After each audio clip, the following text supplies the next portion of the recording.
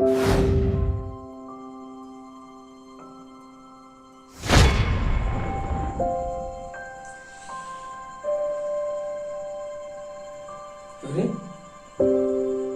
मैं यहाँ कैसे आया? अच्छा, कहानी सुनाने के लिए। आज कहानी सुनानी है क्या? मोटिवेशनल कहानी विद कृष्णा।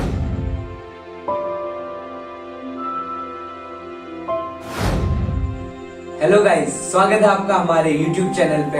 मैं हूं आपका दोस्त और होस्ट कृष्ण कुमार। आ चुका हूं एक और इंटरेस्टिंग मोटिवेशनल कहानी लेके। आशा करता हूं आप सभी लोगों को मेरे द्वारा सुनाई गई हुई कहानियां पसंद आती होंगी। अगर आपको मेरे द्वारा सुनाई गई कहानियां पसंद आती हैं तो सबसे पहले चैनल को सब्सक्राइब कर लें और बेल आइकन को प्रेस कर लें। बेल आइकन इसलिए ताकि अगर फ्यूचर में मैं कोई भी वीडियो अपलोड करूं आपको उसका नोटिफिकेशन मिल सके। तो चलिए दोस्तों, शुरू करते हैं आज की इंटरेस्टिंग कहानी। बहुत समय पहले की बात है।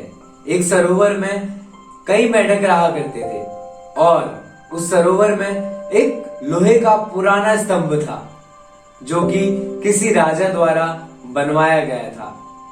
वो स्तंभ बहुत ही ऊंचा था और उसकी सतह बहुत ही फिसलदार और चिकनी थी।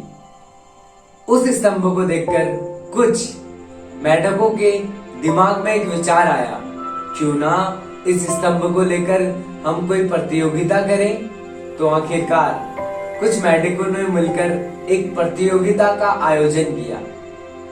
प्रतियोगिता में जो भी मेंढक प्रतिभाग करेगा उस मेंढक को नियम के अनुसार उस स्तंभ में चढ़ना होगा और जो मेंढक उस स्तंभ में सबसे पहले चढ़ेगा वो विजेता मेंढक होगा।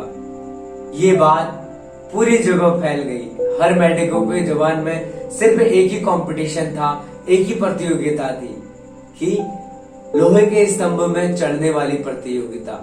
आखिरकार देखते ही देखते प्रतियोगिता का दिन नजदीक आ गया।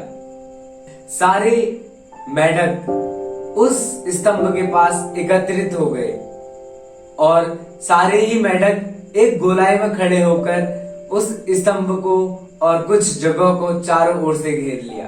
और जब सभी मेंढकों ने उस स्तंभ की ओर देखा तो सब चौकन्ने रह गए और सबके मन में यही विचार आया कि आखिर इस लोहे के स्तंभ में जो कि इतना फिसलदार और चिकना है, जिसमें चढ़ना मुश्किल ही नहीं नामुमकिन है, इसको कैसे कोई प्रतिभागी पार कर सकता है और इसमें चढ़ सकता है। प्रतियोगिता शुरू होते ही बहुत सारे मेंढकों ने कोशिश शुरू कर दी और जैसा कि प्रतियोगिता स्टार्ट होते ही बहुत सारे मेंढक उस स्तंभ की ओर बढ़े और उसमें चढ़ने लगे।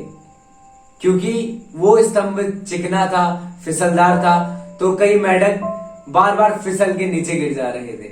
और जो दर्शक मेंढक थे उनकी ओर से एक आवाज सुनाई दी कि अरे, इस खंबे में चढ़ना मुश्किल है। मुश्किल नहीं, इस खंबे में चढ़ना तो नामुमकिन है, क्योंकि ये खंबा बहुत ही ऊंचा है और कोई मेंढक इस खंबे में नहीं चढ़ सकता।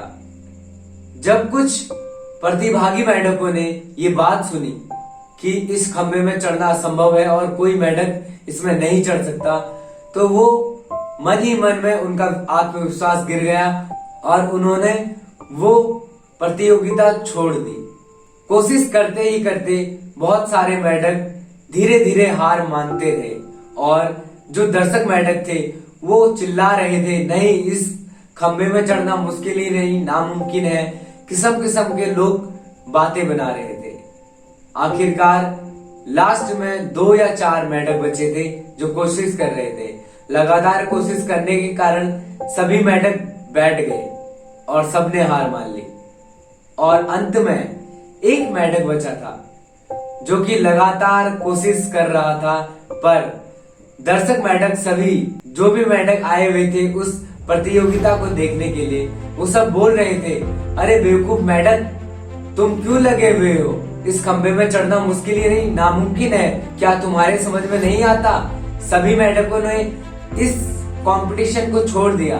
तुम भी हार मान जाओ और बैठ जाओ। उस मेंढक ने किसी के ना सुनी, वो कोशिश करता रहा और जितने बार वो मेंढक फिसल कर नीचे गिरता उतने ही जोश के साथ वो दोबारा कोशिश करता। देखते ही देखते वो मेंढक फिसलता रहा और दुगनी स्पीड के साथ, दुगने जोश के साथ उस खंबे में चढ़ने लगा। और देखते ही देखते वो मेंढक आखिरकार उस लोहे के स्तंभ के ऊपर जा पहुंचा और वो मेंढक विजेता बन गया। सब मेंढक बड़े ही हैरान हुए। आखिरकार उस मेंढक ने इतने फिसलदार और इतने बड़े खंबे को कैसे चढ़ लिया। लोग तरह तरह की बातें बनाने लगे और जब वो मेंढक खंबे से नीचे उतरा, चारों तरफ बहुत सारे मेंढकों ने उसको घेर लिया और उससे किस्म किस्म के सवाल करने लगे कि आखिर तुम उस खंबे पे कैसे चढ़े। और तभी एक पीछे से मेंढक की आवाज आई, ठहरो, उससे क्या पूछते हो। वो मेंढक तो कुछ सुन ही नहीं सकता। तो साथियों, वो मेंढक आखिरकार एक बहरा मेंढक निकला जिसने किसी की नहीं सुनी।